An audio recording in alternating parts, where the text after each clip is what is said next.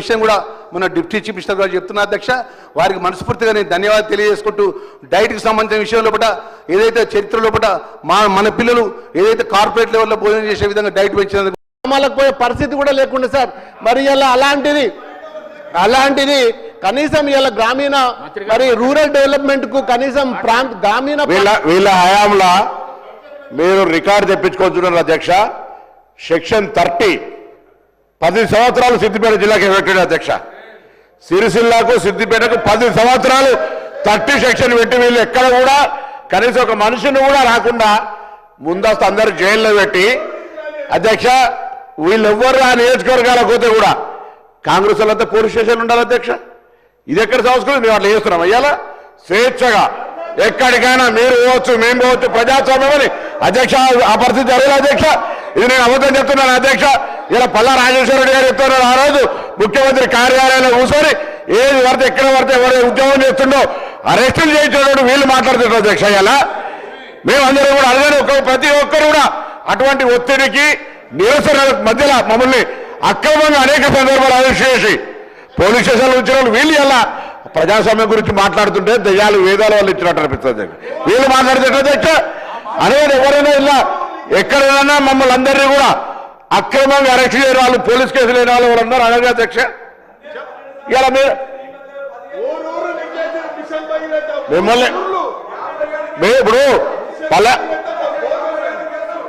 ఎమ్మెల్యేగా ఎక్కడికైనా పోయి కార్యక్రమాలు పాల్పంచుకునేటువంటి స్వేచ్ఛనిస్తే మీరు సీఎం రిలీఫ్ ఫండ్ ఇచ్చే కాడ ప్రభుత్వ కార్యక్రమం జరిగేటప్పుడు ఆ ప్రభుత్వం చేపడుతున్న కార్యక్రమం గురించి మాట్లాడే పాత అయినా బాగుండే ఇంకా ఇలా మాట్లాడుతూ ఏం చేస్తారు? లొల్లు అవుతుంది. లొల్లు అయినప్పుడు మిమ్మల్ని అరే ఆనాడు మమ్మల్ని దగ్గర కూడా రానియకపోతున్నారు కదా, అక్కడ మీటింగ్లే కాదు. ఇలా మీరు మమ్మల్ని మేము ప్రజాస్వామ్యంలో మా మంత్రులు అందరూ కలిసి అవకాశం ఇస్తున్నాం. అట్లా కాకుండా మీరు డెమోక్రసీ గురించి మాట్లాడితే అందరు నవ్వుకుంటారు అధ్యక్ష. ఈ టీవీలో చూసే వాళ్ళంతా టీఆర్ఎస్ పార్టీ వాళ్ళు కూడా డెమోక్రసీ గురించి మాట్లాడుతున్నా, ప్రజాస్వామ్య విలువల గురించి వీళ్ళు మాట్లాడుతున్నారు అనుకుంటారు అధ్యక్ష. నేను ప్రభాకర్ రెడ్డి గారు కొన్ని సాఫ్ట్ గారు అనుకున్నా, కానీ వారిట్లా ప్రజాస్వామ్యము ఏదో అప్పుడు అంతా మొత్తం అరాచకం జరిగింది, ఇప్పుడు అంతా అప్పుడు మంచిగా జరిగింది, ఇప్పుడు అరాచకం జరుగుతుందని చెప్తే మంచిది కాదు అధ్యక్ష. అందరూ వేధింపులకు గురైనటువంటి వాళ్ళే. ప్రభాకర్ రెడ్డి పంచాయతీరాజ్ వ్యవస్థ బలోపేతానికి చర్యలు తీసుకున్నాం సార్. తెలంగాణ గ్రామీణ ముఖ చిత్రం మారేలాగా ఉద్దేశంతో మా ప్రభుత్వం పంచాయతీరాజ్ శాఖలో ఎన్నో సంస్కరణలు చేసింది అధ్యక్ష. రాష్ట్రంలో ఇదివరకు 8,690 గ్రామ పంచాయతీలు ఉండేవి సార్.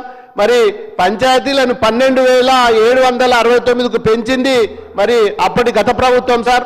మరి ఆదివాసీలకు, గిరిజనులకు, కోయలకు, గొండులకు, లంబాడి సోదరులకు మా గూడెంలో మా రాజ్యం అనే స్లోగన్ తోటి మరి వారికి కొత్త గ్రామ పంచాయతీలు కూడా మరి గతంలో ఇచ్చినాం సార్.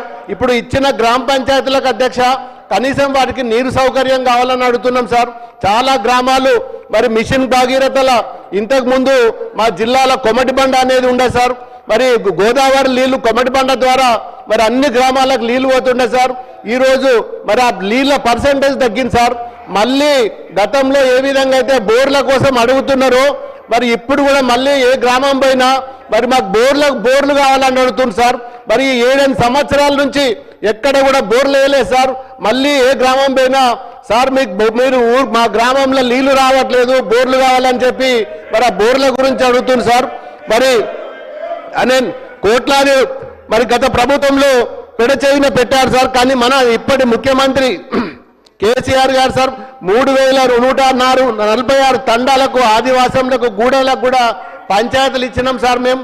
మరి గతంలో కేవలం 3,396 మంది గ్రామ కార్యదర్శులు ఉంటే మరి ఆ ప్రభుత్వం వచ్చిన తర్వాత మరి ఒక్కొక్క గ్రామ సెక్రటరీ సార్ 5-6 గ్రామాలకు ఇన్ఛార్జిగా ఉండే సార్.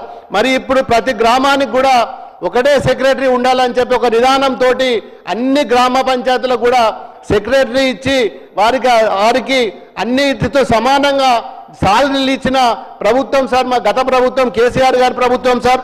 మరి 9,350 మంది కొత్తగా మరి నియమించుకున్నాం సార్. రెగ్యులర్ పంచాయతీ సెక్రటరీలకు జీతాలు సమానంగా ఇచ్చినాం సార్. మరి అదేవిధంగా 15 మరి ఇప్పుడు 15 నెలలు అవుతుంది సార్ ప్రభుత్వం వచ్చి. మరి కనీసం గ్రామ పంచాయతీలలో ఏమైనా నిధులన్నా కేటాయించిందా సార్ ఇప్పటి వరకు? మరి నిజంగా ఎంత అస్తవ్యస్తంగా ఉన్నది సార్. ఏ గ్రామ పంచాయతీ పోయినా చిన్న చిన్న కాంట్రాక్టర్లు సార్, సర్పంచులు